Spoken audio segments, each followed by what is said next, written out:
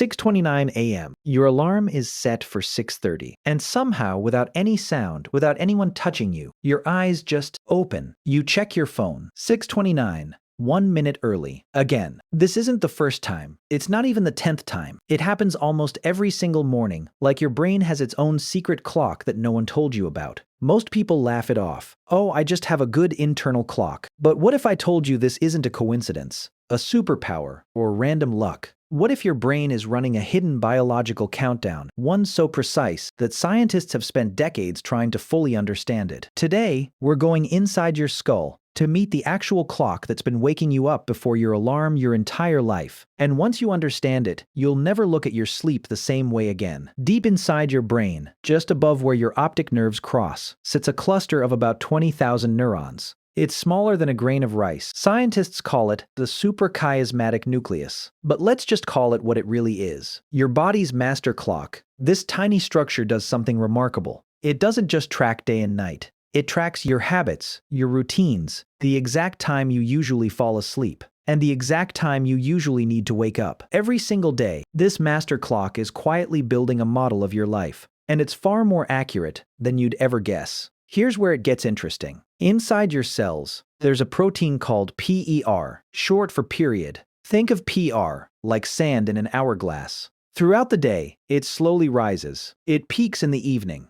And then, as you sleep, it begins to drop, lower and lower and lower, making you feel deeply, heavily asleep. But here's the twist. If you go to bed at roughly the same time and wake up at roughly the same time, day after day, your brain starts to learn the pattern. And about an hour before your alarm is set to go off, something starts happening inside you that you have absolutely no control over. Your brain begins releasing stress hormones, cortisol, adrenaline, the same hormones your body uses when you're in danger. Why would your body release stress hormones just to wake you up? This is the part that sounds almost too strange to be true, but it's backed by real sleep research. Your body has learned through repetition that the alarm is coming, and being violently startled awake by a loud, jarring sound is, biologically speaking, stressful. It spikes your heart rate. It floods your system with adrenaline. It's not a pleasant way to wake up, so your brain does something incredibly clever. It tries to beat the alarm to the punch. By slowly raising your cortisol levels in the final hour of sleep, your brain eases you out of deep sleep and into lighter stages, REM sleep, then drowsy half-awareness, so that by the time the alarm actually rings, your body isn't shocked, it's already halfway out the door. And sometimes, your body finishes the job early. It wakes you up a minute, or 2 minutes, or 5 minutes before the alarm, because it already did the work the alarm was about to do. You didn't beat the alarm. Your nervous system anticipated it and protected you from it. But there's a second piece to this puzzle, and it's just as fascinating. Sleep isn't one long, uninterrupted block. It's built from cycles, usually around 90 minutes each. Within every cycle, you move through light sleep, deep sleep, and REM sleep, where most dreaming happens. As the night goes on and morning approaches, your cycles shift. You spend less time in deep sleep and more time in lighter stages. Your body is, quite literally, preparing you to wake up,